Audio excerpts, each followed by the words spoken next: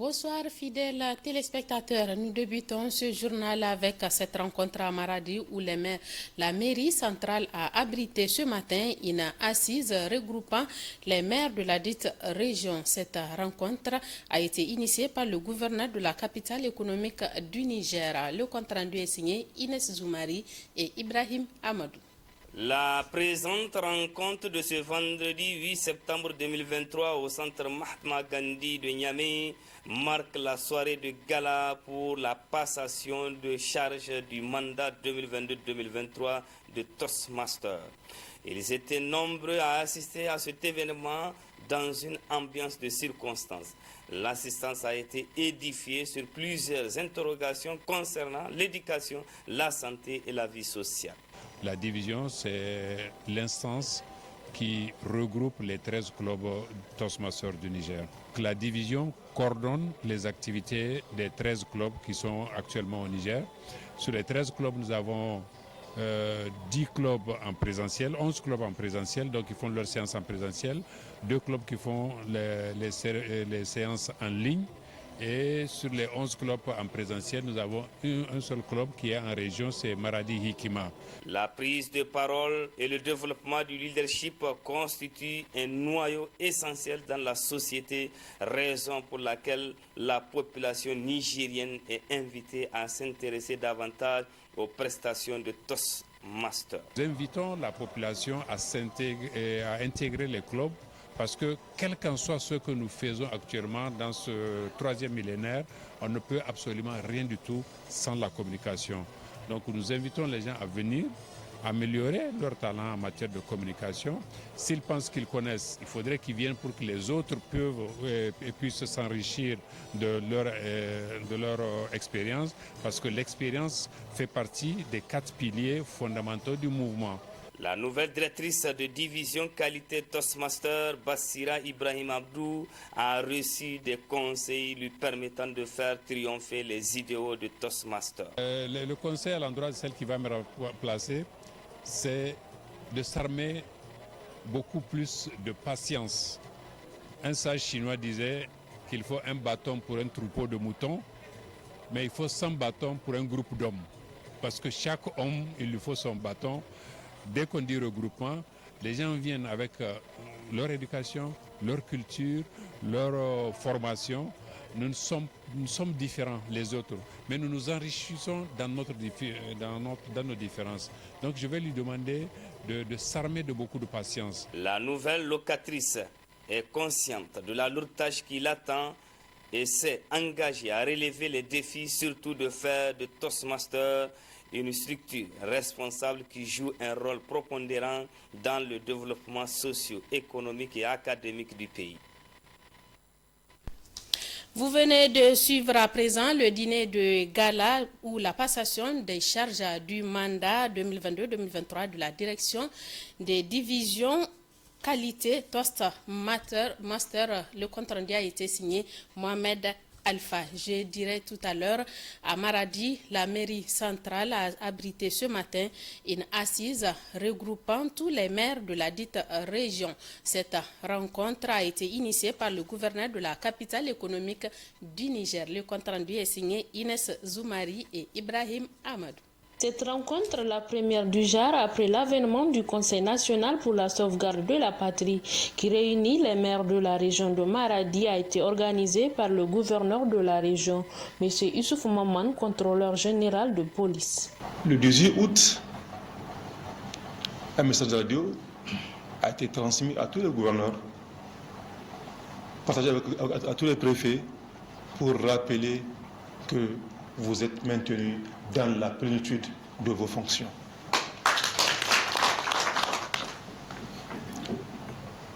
Cette confiance, il faut la mériter. Elle n'est pas aveugle. Nous sommes, comme je l'ai dit la dernière fois dans cette salle, nous sommes la tutelle, et la tutelle fera en sorte que tout se passe dans le respect des règles, de l'art.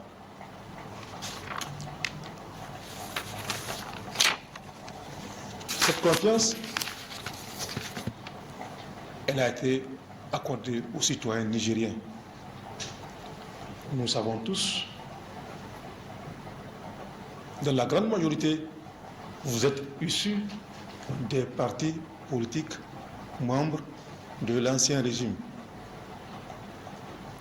Mais nous avons dit que vous êtes d'abord Nigérien avant d'être militant des partis politiques. Cette confiance, on l'a attribuée aux Nigériens que vous êtes.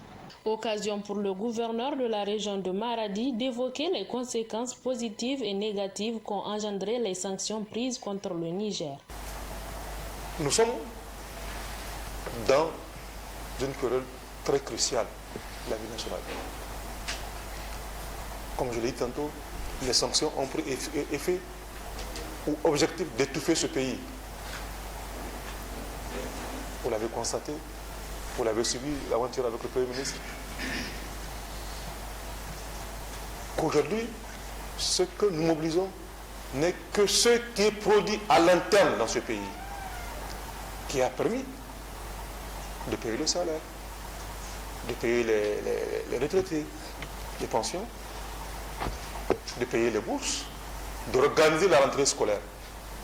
Monsieur Youssouf Maman souligne également que les événements du 26 juillet doivent être acceptés par tous car, n'est-ce pas, Dieu l'initiateur de toutes choses et que nul ne peut s'opposer à sa volonté. Déclaration de presse ce matin du bureau exécutif de l'association nigérienne des éditeurs de la presse indépendante ANEPI. L'ANEPI s'est réunie en session extraordinaire ce samedi pour examiner la situation née du coup d'État du 26 juillet dernier au Niger. Suivant la teneur dans ce compte rendu. Préoccupés par la situation politique au Niger, les informations qui circulent et d'une pétition initiée par les organismes internationaux avec à leur tête l'association française Reporters sans frontières, le bureau exécutif de l'association nigérienne des éditeurs de la presse indépendante ANEPI donne de la voix. Se démarque de toute entreprise qui va à l'encontre des intérêts nationaux, condamne les sanctions iniques et illégales de la CEDEAO imposée à notre peuple et dénonce ce complot contre notre pays qui rend difficile l'exercice de la profession avec le blocage des entrants qui entrent dans la fabrication des journaux. Encourage le Conseil national pour la sauvegarde de la patrie, CNSP, au respect de la liberté de la presse et la protection des journalistes professionnels dans l'exercice de leurs fonctions. Demande aux organisations socio-professionnelles des médias de se joindre à nous pour la sauvegarde de l'indépendance et des intérêts de la profession et de notre pays. L'ANEPI a saisi l'occasion pour inviter les journalistes à plus de vigilance et professionnalisme dans l'exercice de leurs fonctions en cette période de transition. Demande aux confrères de rester vigilants et professionnels pour la sauvegarde des intérêts nationaux afin d'éviter de prêter le flanc à une déstabilisation de notre pays qui rendrait impossible l'exercice du métier de journaliste. Demande au CNSP la création de meilleures conditions d'exercice de la profession. Aussi, l'ANEPI demande au ministère en charge de la communication un audit indépendant de la maison de la presse en dépassement de mandat et la désignation d'un administrateur délégué pour organiser de nouvelles élections. Le comité départemental de soutien au Conseil national pour la sauvegarde de la patrie CNSP de Mayaï n'est pas resté en marge des déclarations de soutien au CNSP, suivant la teneur de leur déclaration avec Inès Zoumari et Ibrahim Amadou. Le comité départemental de soutien au Conseil national pour la sauvegarde de la patrie de Mayahi, composé de centrales syndicales, des organisations de la société civile, des associations socio-professionnelles et enfin des associations des jeunes et des femmes, réunis devant la préfecture de Mayahi, a rendu public ce matin une déclaration dont la teneur suit. En dépit de tout ce qui précède, la CEDEAO, néanmoins, se permet sans compatir d'infliger des sanctions inédites, illégales, illégitimes, inhumaines, sans fondement juridique à notre population, en la privant des denrées de première nécessité, des médicaments et les transactions financières, pour ne citer que cela. C'est pourquoi le comité départemental de soutien au CNSP de Mayaï condamne avec la dernière énergie les comportements inhumains de ces soi-disant institutions d'intégration économique sociale. Vu l'entêtement de la France à travers l'usurpateur, adepte de l'LGBT, inculte et ignorant des principes de la diplomatie et de la géopolitique internationale, à la personne de Macron et petit président français sous les fallacieux prétextes de certains apatrides de l'ancien régime comme Hassoumi Massaoudou. Le comité départemental de soutien au CNSP de Meilly exige le départ sans condition des bases militaires françaises stationnées sur notre territoire. Demande au CNSP d'émettre un mandat d'arrêt international et d'extradition de l'apatride comploteur Frelaté Hassoumi Massaoudou. Le comité départemental de soutien au CNSP de Meilly demande au CNSP de tout mettre en œuvre pour faire rentrer l'État nigérien dans ses droits et de confisquer tous les biens illicitement acquis. De prendre des dispositions qui s'imposent pour assurer au Niger son indépendance énergétique en enrichissant notre uranium. Le comité départemental de soutien au CNSP de Meilly félicite les nouvelles autorités de la transition, en général le gouverneur de la région de Maradi, le contrôleur général de la police, Youssouf Maman, en particulier, et demande à ces derniers d'intercéder auprès du président du CNSP pour une transition de 5 ans. Ainsi, qualifiant le coup d'État du 26 juillet 2023 comme une action salvatrice, le comité départemental de Mayahi apporte son soutien ferme à travers cette déclaration au CNSP. La communauté des Ivoiriens vivant à Niamey était ce matin dans les rues de la capitale. À travers cette marche suivie des déclarations, cette communauté entend apporter son soutien au CNSP, au gouvernement de transition et au peuple nigérien face aux sanctions prises par la CEDEAO et l'UEMOA à l'encontre du Niger. Le compte-rendu est signé Boubacar Amadou et Rabiou Labo. Elle a battu le pavé de la place Toumo au consulat. Elle, c'est la communauté ivoirienne au Niger. À travers cette marche suivie de déclarations, les Ivoiriens vivant au Niger veulent apporter leur soutien au CNSP tout en dénonçant les mesures prises par la CEDEAO et l'UEMOA à l'encontre du Niger et son peuple. Nous demandons la levée des lourdes sanctions prises à l'encontre de notre pays d'accueil, le Niger, par la CEDEAO et l'UEMOA. Les dites sanctions ne feront qu'aggraver la situation sécuritaire, alimentaire et socio-économique du Niger. Nous disons non à une intervention militaire au Niger, mettant ainsi en avant la sécurité et la quiétude des populations vivant au Niger. Nous disons oui à une solution diplomatique pour une sortie de crise rapide et négociée qui met en avant la paix au Niger et dans la sous-région. Nous disons oui à une CEDEAO des peuples. À l'endroit de notre pays, la Côte d'Ivoire, nous demandons à nos autorités de peser de tout leur poids pour une sortie de crise pacifique. Après la lecture de la déclaration, une copie de celle-ci a été remise à la représentation consulaire de la Côte d'Ivoire au Niger, qui rassure que les préoccupations de cette communauté seront transmises à qui de droit. Démocratiquement, vous avez marché, démocratiquement, vous avez exprimé vos doléances. J'accuse réception de vos doléances que je vais transmettre aux plus hautes autorités de la Côte d'Ivoire et soyez-en sûrs, ils en tiendront compte. Le président Alassane Ouattara est un homme ouvert qui écoute son peuple. Et là, vous pouvez compter sur lui, il va en tenir compte. Et encore une fois, je profite de l'occasion pour vous réitérer ce qu'il a toujours souhaité. Il vous demande à tous ses compatriotes hors de la Côte d'Ivoire d'être des ambassadeurs de la Côte d'Ivoire, c'est-à-dire avoir un bon comportement, un comportement adéquat, tout en respectant les lois et les tests du pays qui les accueille. Tout en appelant les uns et les autres au bon sens pour la préservation de la quiétude sociale, la communauté des Ivoiriens vivant au Niger rassure leurs frères nigériens de leur engagement à continuer à œuvrer à leur côté pour que la paix continue de régner au Niger. Autre aspect de ce journal, la journée porte ouverte ce matin au CSP Al-Itkan. La 4e édition est lancée dans un nouveau élan du complexe. Ils étaient nombreux à effectuer le déplacement. Le compte rendu est signé Suleiman Ousmane et Abdoulaye Seydou. Élèves, parents d'élèves, enseignants et administration du CSP Al-Itkan se sont retrouvés ensemble au sein du dit établissement pour la 4e édition des journées portes ouvertes de la dite école. Une édition qui se déroule dans un contexte particulier et à la veille de la rentrée scolaire 2023-2024. L'occasion pour les responsables du complexe de retracer et faire la présentation de l'école. Le complexe scolaire privé Al-Itkan est un établissement d'enseignement général situé au quartier Lazare Nord Fesso, sur le boulevard Tanimoun.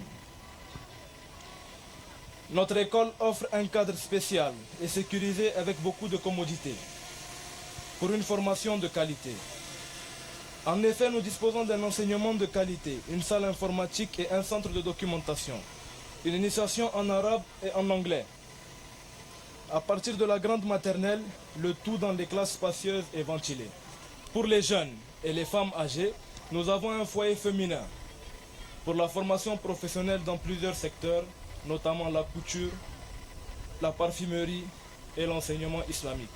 Présent à cette cérémonie, Moustapha Kadi a livré son témoignage aux responsables du CSP Al-Itkan.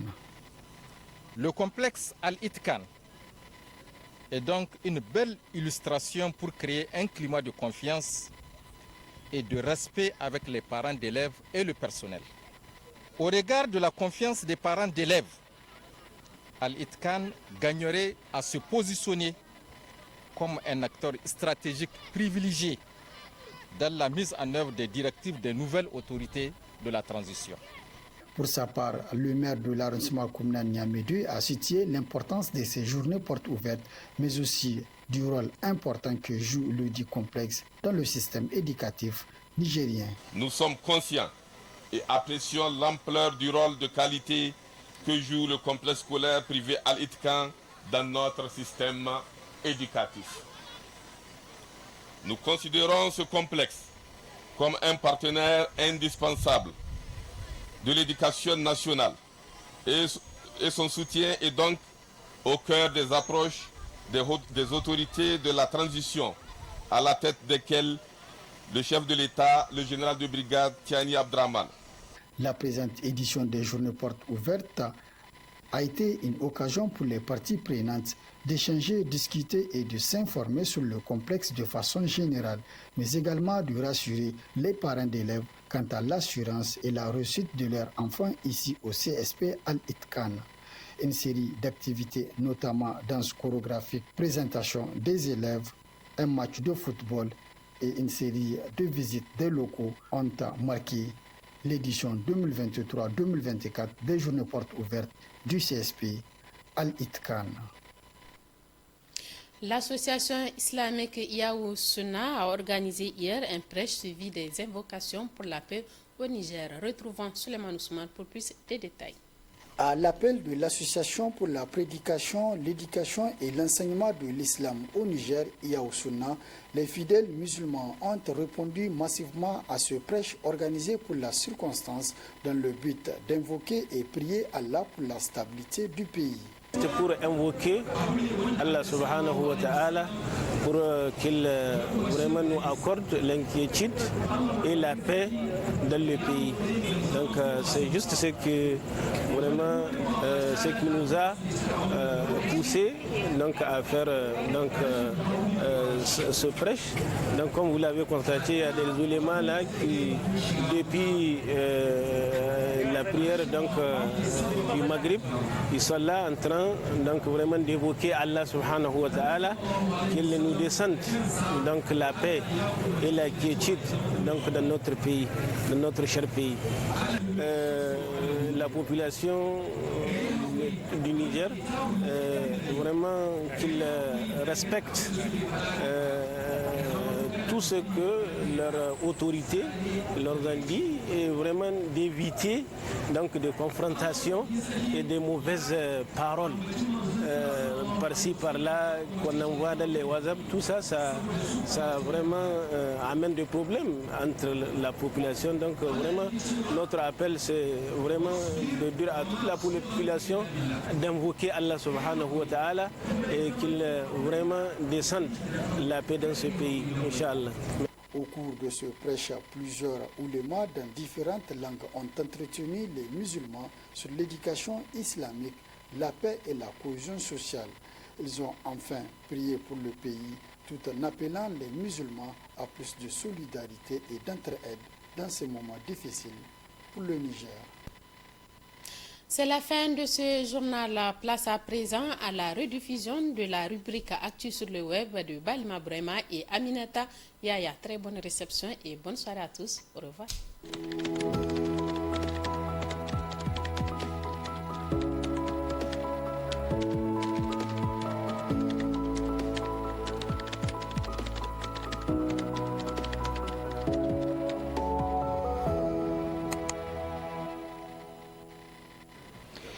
Place à votre rubrique hebdomadaire Actu sur le web de tous les mercredis avec Balima Bourema. Balima, bonsoir. Aminatou Yaya Mega, bonsoir. Bonsoir chers téléspectateurs. Bienvenue à ce numéro d'Actu sur le web de ce mercredi 6 septembre 2023. Nous débutons ce numéro d'Actu sur le web avec cette annonce de Paris sur le retrait de ses forces militaires au Niger selon aa.com.fr. Oui, des échanges ont eu lieu entre armées nigériennes et françaises sur le retrait de certains éléments militaires français du Niger, a annoncé hier mardi le ministère français des armées relayé par la presse locale française. Des échanges sur le retrait de certains éléments militaires ont commencé à indiquer le ministère sans donner plus de détails et de préciser la question du maintien de certaines de nos forces se pose, en particulier les unités chargées de l'entretien du matériel inutilisé sur place depuis plus d'un mois, comme les drones, les hélicoptères et les avions de chasse, selon le journal Le Figaro. Des échanges de coordination fonctionnelle existent localement entre militaires pour faciliter les mouvements des moyens militaires français immobilisés depuis la suspension de la coopération antiterroriste, rapporte encore Le Figaro, citant l'entourage du ministre. Lors d'une conférence de presse tenue lundi à Niamey, le nouveau Premier ministre du Niger, Ali Mohamed Lamine Zen, a déclaré que des échanges étaient en cours pour que les forces françaises basées au Niger, qui sont dans une position d'illégalité, se retirent rapidement du pays. Ce qui nous intéresse, c'est si possible de maintenir une coopération avec un pays avec qui on a partagé énormément de choses, a-t-il toutefois ajouté. Pour rappel, le ministère français des Armées, Sébastien Lecornu, avait rejeté vendredi dernier l'ultimatum du pouvoir militaire nigérien qui exige le départ de l'ambassadeur et des 1500 soldats français positionnés sur le territoire de ce pays sahélien avant le lundi 4 septembre 2023. BalimaActuNiger.com parle de revirement de Paris. Cette décision de Paris constitue une véritable volte-face des autorités françaises qui se sont montrées jusque-là intransigeantes face aux militaires de Niamey au point d'exacerber des relations diplomatiques très tendues depuis l'arrivée du Conseil national pour la sauvegarde de la patrie, CNSP, les militaires qui ont renversé le président Bazoum suite au coup d'État du 26 juillet 2023. Début août, les autorités nigériennes avaient dénoncé les accords de coopération en matière de défense et de sécurité qui liaient les deux pays. Conformément aux termes de ces accords, le délai imparti pour les troupes françaises de quitter le pays a commencé à expirer depuis le 2 septembre, mais la France s'est refusée à évacuer ses soldats, estimant que les putschistes de Niamey n'ont pas la légitimité pour faire une telle requête. Le week-end dernier, des manifestations géantes se sont déroulées à la devanture de la base aérienne 101 de l'armée nigérienne, sise à Niamey et qui abrite la base aérienne projetée des forces armées françaises au Sahel, ex-Barkhane, pour exiger le départ immédiat et sans condition des soldats français du Niger. A noter que la France compte environ 1500 soldats stationnés au Niger, où elles sont notamment déployées dans la capitale ainsi qu'à Walam et à Ayerou, dans la région de Tillabéri, zone des 3 frontières. Situation au Niger, la Chine veut être un médiateur selon leséchosduniger.com. La Chine, qui s'était jusque-là peu prononcée sur la crise nigérienne, a indiqué qu'elle entendait bien jouer un rôle de bon office et de médiateur au Niger. L'information a été donnée par l'ambassadeur de Chine en poste dans le pays. Le gouvernement chinois entend bien jouer un rôle de bon office de médiateur dans le respect total des pays régionaux pour trouver une solution politique à cette crise nigérienne, a affirmé le diplomate chinois à sa sortie des discussions avec le Premier ministre Ali Mohamed Lamine Zen. La Chine poursuit toujours un principe de non-ingérence dans les affaires intérieures des autres pays et encourage les pays africains à régler leurs problèmes à l'africaine, a-t-il ajouté. Les intérêts économiques de l'Empire du Milieu dans le pays sont importants. De nombreux projets sont menés, notamment dans le secteur de l'énergie. Les deux pays ont construit un oléoduc de 2000 km, le plus long d'Afrique, destiné à exporter le pétrole brut à partir d'Agadem jusqu'au port de Sémé au Bénin. Les gisements pétroliers d'Agadem sont exploités par le groupe China National Petroleum Corporation, qui a également construit une raffinerie d'une capacité de 20 000 barils jour à Zender. Ce sont pareillement des entreprises chinoises qui sont en charge des travaux de construction du barrage de Kandaji sur le fleuve Niger. Il s'agit d'un projet dont le coût est estimé à 740 milliards de francs CFA. Une fois terminé, elle doit produire chaque année 629 GWh, ce qui va permettre au pays de s'affranchir de sa dépendance énergétique envers le Nigeria. Enfin, Balima, situation alimentaire, bientôt la vente des céréales à prix modéré selon ANP.NE. Le ministre du Commerce nigérien a, selon le Premier ministre, été instruit pour assurer la disponibilité des vivres et procéder à la vente à prix modéré des produits alimentaires dans les zones nécessiteuses du pays. L'annonce a été faite le lundi 4 septembre 2023 lors du face-à-face de M. Ali Mohamed Lamine Zen avec la presse locale et étrangère sur la situation du pays, mais surtout sur la mise en œuvre de la politique gouvernementale depuis sa mise en place il y a de cela un mois. Cette situation fait suite aux sanctions imposées par la CEDEAO et l'UEMOA à la suite du coup d'État intervenu dans le pays depuis le 26 juillet dernier. Selon le chef du gouvernement de transition, toutes les dispositions sont prises pour faire face à ces sanctions inédites et très inhumaines et où on impose des sanctions sur tout, y compris les vivres et les médicaments. C'est un défi et les autorités sont déterminées à aller de l'avant et sans faiblesse, a conclu Ali Mohamed Lamine Zen. Balima, merci pour toutes ces informations. À la semaine prochaine, Inch'Allah. Merci Aminatou Yaya Maïga. Merci chers téléspectateurs. À la semaine prochaine, Inch'Allah. Merci également à vous de nous avoir suivis. Ici se referme cette édition d'information. Excellente soirée en compagnie de nos programmes. Bonsoir.